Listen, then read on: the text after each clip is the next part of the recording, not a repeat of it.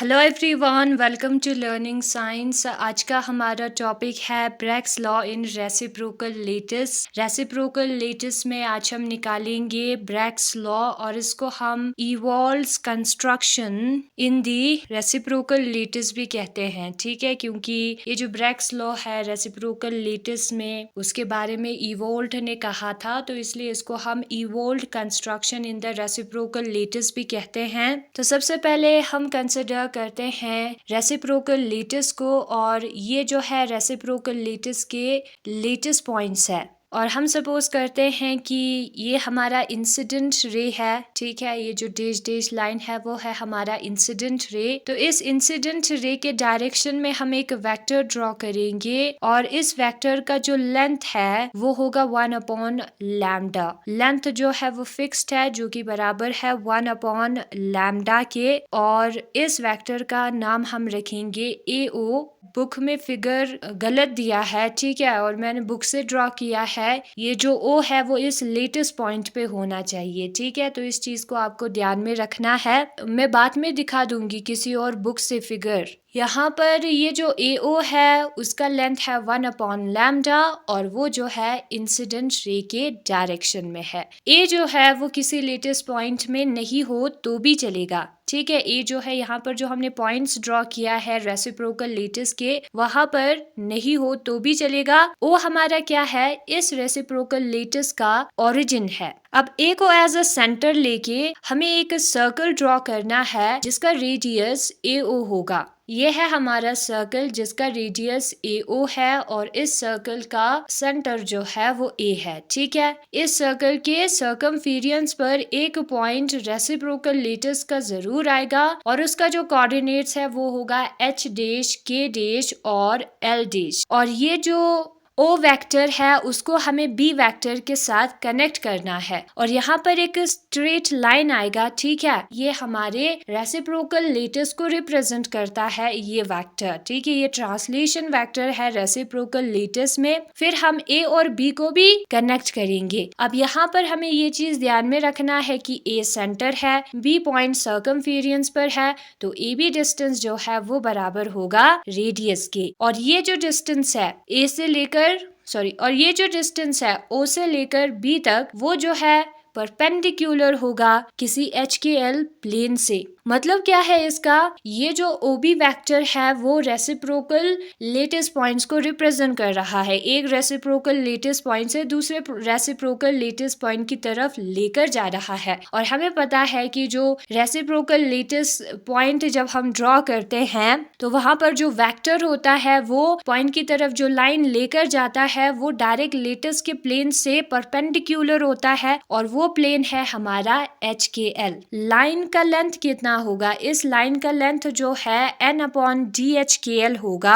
DHKL दो planes के बीच में डायरेक्ट लेटिस में डिस्टेंस है, जहां पर N जो है वो लार्जेस्ट इंटीग्रल फैक्टर है H dash K dash L dash में। वो फैक्टर हम उस नंबर को कहते हैं जिसको हम मल्टीप्लिकेशन में यूज करते हैं, रिजल्ट में जो आता है उसे मल्टीपल कहते हैं। ठीक है, वो फैक्टर N होगा। और इस लेटिस प्लेन ने क्या किया है, इस लाइन को बाइसेक्ट किया है, तो ये जो है एक बाइसेक्टर है। अगर एंगल यहाँ पर थीटा है इंसिडेंट रे और बाइसेक्टर का, तो यहाँ पर भी एंगल थीटा होगा। एक्स के जो ऑपोजिट साइड्स के एंगल है वो इक्वल होता है। अब इस पूरे एंगल को इस बाइसेक्टर ने दो इक्वल एंगल्स में डिवाइड किया है, तो ये थीटा है तो ये वाला भी थीटा होगा। ठीक है, ये ऐसा बाइसेक्टर काम कर रहा है ना, प्लेन HKL का लाइन वो जो है दो इक्वल हाफ्स में डिवाइड कर रहा है इस लाइन को और इस पूरे ट्राइंगल को। ठीक है, इसलिए अगर नीचे एंगल थीटा है तो ऊपर भी एंगल थीटा होगा। फिर उसके बाद हम ऊपर वाले राइट एंगल ट्राइंगल को कंसिडर करेंगे और उसमें हम निकालेंगे साइन थीटा, और साइन थीटा जो है वो बराबर होगा परपेंडिकुलर अपॉन हाइपोटेनस के। यहाँ पर हाइपोटेनस जो है वो AB है, परपेंडिकुलर हमारा है ये वाला पोर्शन जिसे हम BE कहते हैं, तो BE अपॉन AB होगा। अब BE का डिस्टेंस तो हमें पता नहीं, AB जो जो है वो रेडियस है इस सर्कल का, क्योंकि पॉइंट जो है वो सर्कमफेरेंस पर है, ए जो है वो सेंटर है, तो रेडियस हमारा कितना होगा 1/λ होगा। हमने पहले कंसिडर किया था इस डिस्टेंस को विच इज रेडियस 1/λ, तो हम लिखेंगे BE डिवाइडेड बाय 1/λ, AB के जगह पर उसका वैल्यू पुट किया है, तो BE कितना आएगा, BE बराबर आएगा 1/λ साइन थीटा के। और उसी तरीके से हमें नीचे वाले राइट एंगल ट्राइंगल को कंसिडर करना है और उसमें हमें निकालना है OE डिस्टेंस। हम ये क्यों कर रहे हैं, ताकि हमें ये जो पूरा लाइन है BO उसका डिस्टेंस मिले। OE भी 1/λ साइन थीटा आएगा। तो हम यहाँ पर फिगर में क्लियरली देख सकते हैं कि जो OB डिस्टेंस है वो OE distance plus BE distance के बराबर होगा। तो BE और OE दोनों का वैल्यू हमने निकाला है, तो वो बराबर होगा 1/λ sine theta plus 1/λ sine theta के। अब यहाँ पर sine theta divided by lambda दोनों में कॉमन है, उसको यूं ही हम लिखेंगे 1 + 1 जो है वो 2 होता है, तो हमें मिलेगा 2 sine theta divided by lambda. As already stated, पहले कहा है, पहले जो हमने कंसिडर किया था वहां पर जो OB डिस्टेंस है वो n/d के बराबर होगा, यानी कि इसका मतलब है कि जो n/d है वो बराबर है 2 sine theta divided by lambda के। तो n लैम्डा जो है वो 2d साइन थीटा के बराबर होगा। और ये जो ब्रैग्स कंडीशन है वो सेटिस्फाई हुआ है रेसिप्रोकल लेटिस में, क्योंकि हमने रेसिप्रोकल लेटिस कंसिडर किया था। अब हम इसी ब्रैग्स लॉ को वेक्टर फॉर्म में लिखेंगे। अगर वेक्टर है, डायरेक्शन भी अगर हमें कंसिडर करना है, तो हम कैसे लिखेंगे इस लॉ को। सपोज ये हमारा सर्कल है, ऊपर वाले फिगर को ड्रॉ कर रही हूँ जिसका सेंटर है हमारा A, और इस सर्कल का रेडियस जो है वो है 1/λ, और यहाँ पर भी एक पॉइंट है B जहाँ जो कि इस सर्कल के सर्कमफेरेंस पर है, यानी कि ये वाला डिस्टेंस भी रेडियस के बराबर होगा। और O से लेकर B जो है वो 2 पॉइंट्स है हमारे रेसिप्रोकल लेटिस में, तो ये हमारा जो है रेसिप्रोकल लेटिस वेक्टर होगा जिसको हम G वेक्टर के साथ डिनोट करेंगे। और ये दोनों डिस्टेंस रेडियस के बराबर होगा विच इज 1/λ। ना अगर हम तीनों टर्म्स को 2π के साथ इंटू करें, G में भी क्या होगा, OB इंटू 2π होगा। तीनों टर्म्स को 2π के साथ मल्टीप्लाई करेंगे तो हमें मिलेगा 2π डिवाइडेड बाय लैम्डा, जो कि हमारा बराबर होगा के वेक्टर के, जिसको हम प्रोपगेशन वेक्टर कहते हैं। नहीं कहते तो कमेंट में बताना क्या कहते हैं के वेक्टर को। तो यहाँ पर जो OB वेक्टर है वो हमारा G वेक्टर के बराबर होगा। AO वेक्टर जो है वो हमारा के वेक्टर के बराबर होगा। तो AB वेक्टर हमें कितना मिलेगा, triangle law of vector addition हमें यूज करना है। यहाँ पर अगर 3 वेक्टर्स जो है वो ट्राइंगल बना रहे हैं, तो 2 साइड उसके जो कि सेम डायरेक्शन में है उसका सम जो है तीसरे साइड के बराबर होगा जो कि ऑपोजिट डायरेक्शन में है, यानी कि के डैश वेक्टर जो है वो के वेक्टर प्लस G वेक्टर के बराबर होगा। अब यहाँ पर के डैश वेक्टर और के वेक्टर दोनों रेडियस है एक ही सर्कल का, यानी कि इन दोनों का मैग्नीट्यूड, डायरेक्शन की बात नहीं हो रही है, डायरेक्शन तो दोनों का अलग है, इन दोनों का मैग्नीट्यूड जो है वो इक्वल होगा। तो हम यहाँ पर के डैश के जगह पर के लिखेंगे, तो के जो है वो बराबर होगा के प्लस G के। हम यहाँ पर सिर्फ मैग्नीट्यूड को कंसिडर कर रहे हैं ना। हम दोनों साइड्स को स्क्वायर करते हैं तो के स्क्वायर जो है वो के प्लस G के होल स्क्वायर के बराबर होगा, ठीक है, जो कि बराबर होगा के square plus G square plus 2kg के। अगर हम इस के स्क्वायर का साइड चेंज करेंगे तो नेगेटिव ऑफ के स्क्वायर आएगा, के स्क्वायर माइनस के स्क्वायर 0 होगा, यानी कि 0 is equal to G square plus 2kg आएगा। एंड अगर हम G स्क्वायर का साइड चेंज करेंगे तो नेगेटिव ऑफ G स्क्वायर आएगा, यानी कि 2kg जो है वो नेगेटिव ऑफ G स्क्वायर होगा। kg को हम के vector dot product G vector करके लिख सकते हैं, क्योंकि डॉट प्रोडक्ट का रिजल्ट जो है एक स्केलर क्वांटिटी देता है। तो 2k vector dot product G vector जो है वो नेगेटिव ऑफ G स्क्वायर होगा। वही चीज बुक में भी दिया है, Bragg's law in reciprocal lattice, जिसको हम Ewald construction in the reciprocal lattice भी कहते हैं। जो ज्योमेट्रिकल इंटरप्रिटेशन है ब्रैग्स लॉ का वो पीछे फिगर में दिया है, ठीक है, ज्योमेट्री के फॉर्म में। हमें एक वेक्टर ड्रॉ करना है जिसका लेंथ 1/λ होगा और वो इंसिडेंट बीम के डायरेक्शन में होगा। इंसिडेंट बीम हमारा एक्स रे है, इंसिडेंट बीम इस डायरेक्शन में है तो AO वेक्टर भी जो है उसी डायरेक्शन में होगा जिसका लेंथ होगा 1/लैम्डा। और यहाँ पर ये भी लिखा है कि A किसी लेटेस्ट पॉइंट पर हो वो जरूरी नहीं है। बुक में पॉइंट्स ड्रॉ किया है ना, वहां पर A प्रेजेंट हो वो जरूरी नहीं है। O जो है वो ओरिजिन है रेसिप्रोकल लेटिस का और वो एक पॉइंट पर प्रेजेंट होना चाहिए। नाउ हमें A को एज अ सेंटर लेना है और एक सर्कल बनाना है जिसका रेडियस होगा AO और ये जो सर्कल है वो रेसिप्रोकल लेटिस के किसी पॉइंट को इंटरसेक्ट करेगा, टच करेगा या मीट होगा जिसका कोऑर्डिनेट है H डैश, K डैश और L डैश और ये पॉइंट है हमारा B।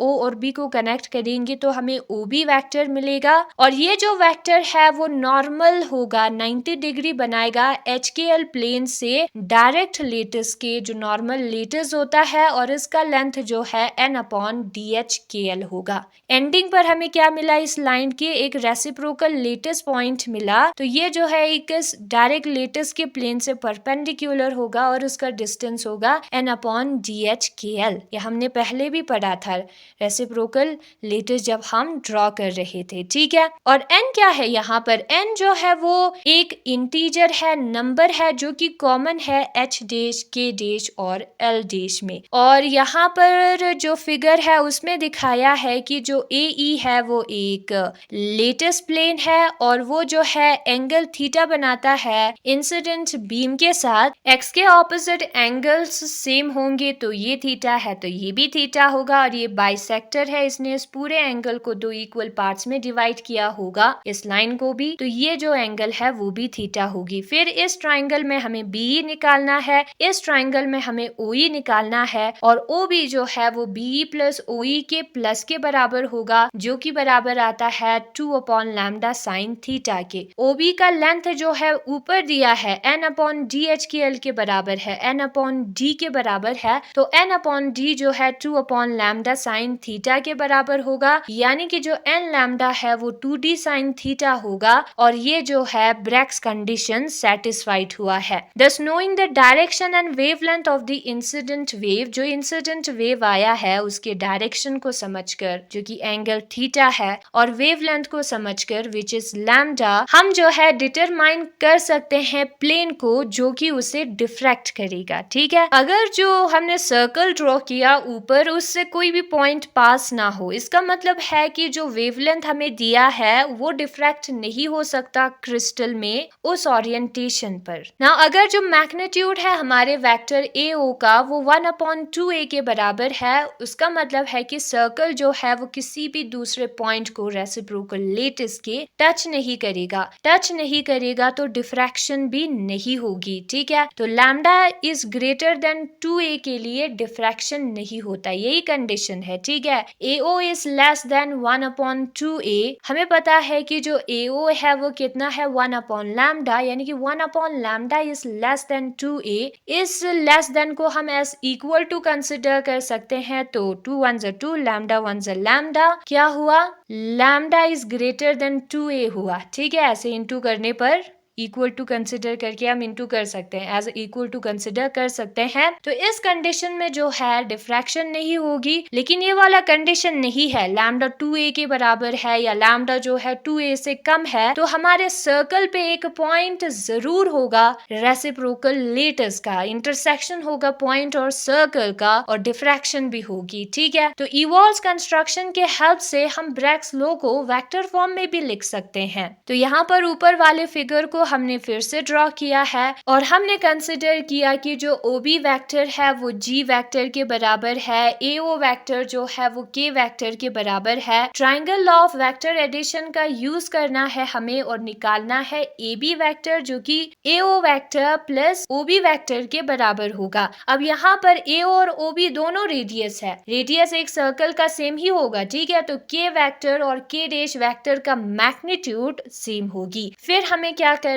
है, यहाँ पर K डैश वेक्टर की जगह पर हम K पुट करेंगे तो K स्क्वायर जो है और दोनों साइड को हम स्क्वायर करेंगे तो K वेक्टर का स्क्वायर आएगा और K vector plus G vector का स्क्वायर आएगा। K वेक्टर का स्क्वायर क्या होगा, K वेक्टर डॉट प्रोडक्ट के वेक्टर। तो दोनों सेम ही डायरेक्शन में कोस 0 डिग्री 1 होता है तो के ही स्क्वायर बचेगा। के वेक्टर प्लस जी वेक्टर का होल स्क्वायर को हम के प्लस जी वेक्टर डॉट प्रोडक्ट के वेक्टर डॉट जी वेक्टर करके लिख सकते हैं। अब ये जो के स्क्वायर है इसका अगर हमने साइड चेंज किया तो 0 बन जाएगा, यानी कि 2 के वेक्टर डॉट जी वेक्टर जो है प्लस जी स्क्वायर जो है वो 0 के बराबर होगा। या आप सिंपली जो मैंने पहले किया विदाउट वेक्टर वैसे भी कर सकते हो। तो ये हमारा वेक्टर फॉर्म है ब्रैग्स लॉ का। अब जी वेक्टर का जो है क्या हो सकता है, नेगेटिव जी वेक्टर भी हो सकता है रेसिप्रोकल लेटिस में। तो इसका हम साइड चेंज कर सकते हैं तो 2 के वेक्टर डॉट जी वेक्टर जो है वो नेगेटिव ऑफ जी स्क्वायर के बराबर होगा। जो नीचे फिगर दिया है उसमें हर वेक्टर को हमें जो है कांस्टेंट फैक्टर 2 पाई के साथ मल्टीप्लाई करना है। तो क्या मिलेगा हमें, 2 पाई अपॉन लैम्डा मिलेगा जो रेडियस है वो होगा के वेक्टर,